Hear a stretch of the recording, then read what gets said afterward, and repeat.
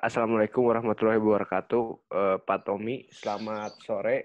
Perkenalkan, kami dari kelompok 2 akan mempresentasikan tentang Lotka Volterra. Kelompok 2 terdiri dari saya sendiri, Gabriel Chandra, Muhammad Noval Ikram Yustaya, Nabila Amanda, Ragil Wahyu Ningtyas, dan Yovita Evarisi Harefa. Jadi penjelasan singkat dari persamaan Lotka Volterra adalah persamaan Lotka Volterra terdiri dari sepasang persamaan diferensial yang menggambarkan dinamika antara predator dan mangsanya, atau bisa juga tumbuhan herbivora atau inang parasitoid.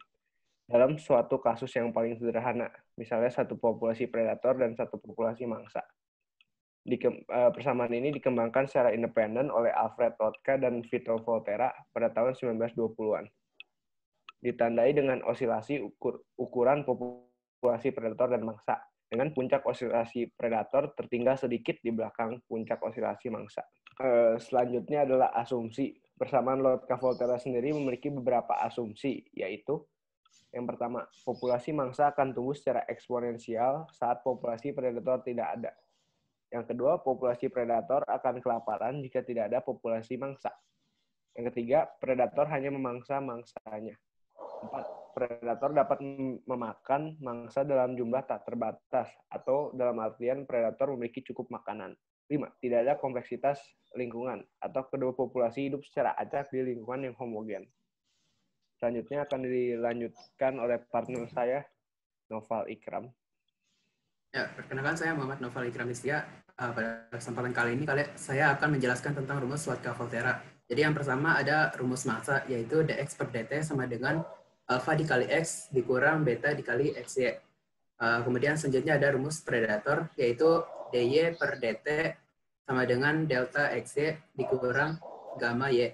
Keterangannya adalah x adalah density of prey atau laju pertumbuhan mangsa, sedangkan y adalah density of predator atau laju pertumbuhan predator.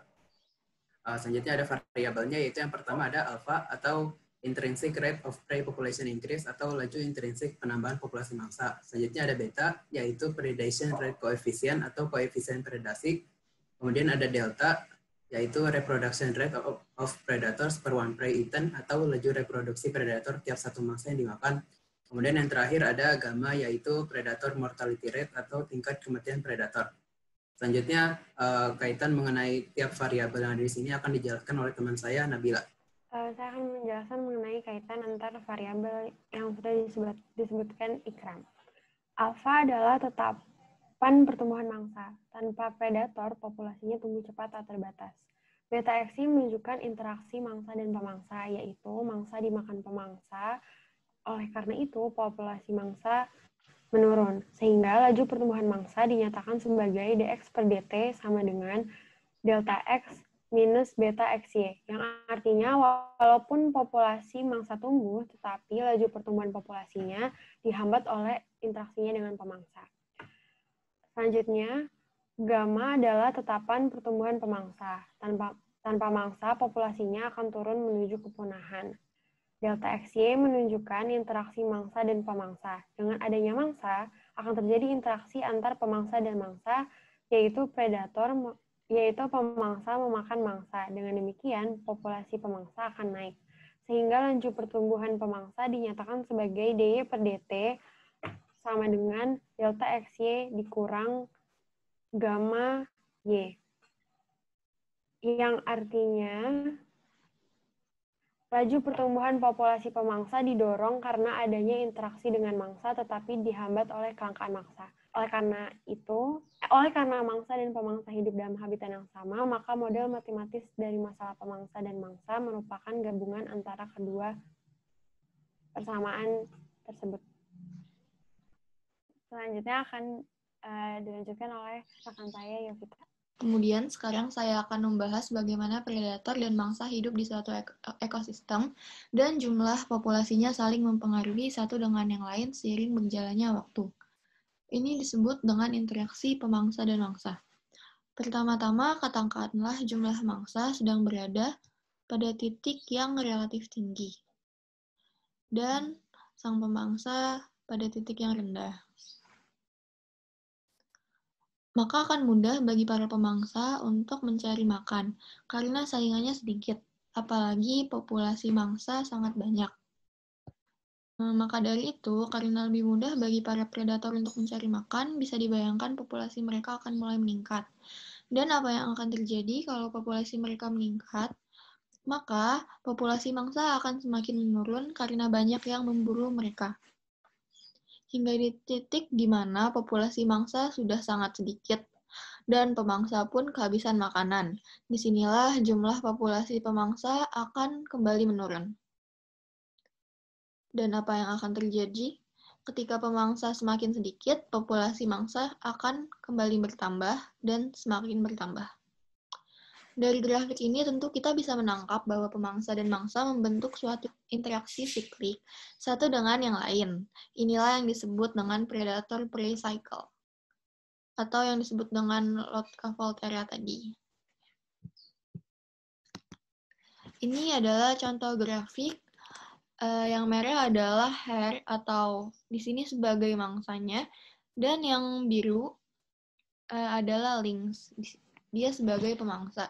Jadi ketika populasi pemangsanya tinggi, maka populasi mangsanya akan rendah, dan begitu juga dengan sebaliknya. Baik, akan dilanjutkan dengan rekan saya. Ya, perkenalkan, saya Ragil. Saya akan menyampaikan tentang contoh pemodelan. Jika diketahui dx per dt sama dengan minus 0,05x ditambah 0,001 xy, dan persamaan kedua dy per dt sama dengan 0,1y dikurang 0,005 xy. Lalu tentukanlah variabel yang menyatakan mangsa atau prey dan pemangsa atau predator. Juga tentukan nilai setiap parameter. Maka jika disesuaikan dengan persamaan Lotka-Volterra yang telah dijabarkan sebelumnya, variabel X merupakan predator sebab interaksi antara mangsa dan predator atau XY menyebabkan penambahan pada persamaan 1, ditunjukkan dengan tanda positif. Lalu variabel Y merupakan mangsa sebab interaksi antara mangsa dan predator yang ditunjukkan dengan variabel XY menyebabkan pengurangan pada persamaan 2. Maka minus 0,05 merupakan konstanta mortalitas pemangsa, di mana tanda negatif berarti parameter sebagai faktor pengurangan jumlah pemangsa. 0,001 sama dengan konstanta interaksi pemangsa-mangsa, di mana tanda positif berarti pemangsa akan memperoleh transfer energi dari mangsa. Lalu 0,1 merupakan konstanta reproduksi mangsa, di mana tanda positif berarti mangsa mengalami penambahan secara alami. Lalu minus 0,005 sama dengan konstanta interaksi mangsa-pemangsa, di mana tanda negatif berarti populasi mangsa akan berkurang akibat predasi oleh pemangsa. Ini adalah referensi di mana kita mendapat sumber data-datanya. Dan demikian presentasi dari kami mengenai Lotka-Volterra. Terima kasih.